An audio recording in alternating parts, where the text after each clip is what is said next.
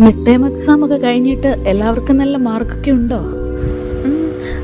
ഉണ്ട് അൻസാമേ. പേരൻസിനെയൊക്കെ class vice ആണ് ഇപ്രാവശ്യം വിളിക്കുന്നത്. അൻസാമ ഇപ്പോൾ ഞങ്ങൾ ചിരിച്ചു മുഖത്തോട് മാത്രമേ കണ്ടിട്ടുള്ളൂ. എപ്പോഴും ഇങ്ങനെ പ്രസന്നവദനയായിരിക്കാൻ എങ്ങനെ സാധിക്കുന്നു അൻസാമേ? എന്തിനെ കുറിച്ചാണ് നമ്മൾ ദുഃഖിക്കുന്നത്? ദുഃഖിച്ചിട്ട് എന്തെങ്കിലും നേട്ടങ്ങൾ നമുക്ക് ഉണ്ടായിട്ടുണ്ടോ?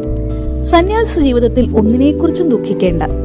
വ്യവസ്ഥകളില്ലാതെ സ്നേഹിക്കാൻ പറ്റുന്ന ഒരു ജീവിതാവസ്ഥയാണിത്.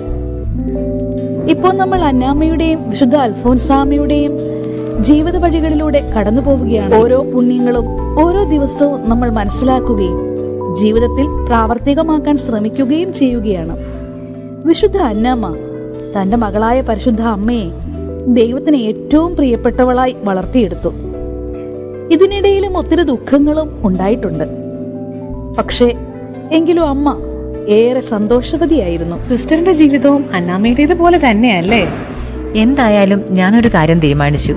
മറ്റുള്ളവർക്ക് ഒരു ചെറു പുഞ്ചിരിയെങ്കിലും സമ്മാനിക്കാൻ നമുക്ക് സാധിക്കണം. അതേതായാലും ഒരു ഭാഗ്യം തന്നെയാ.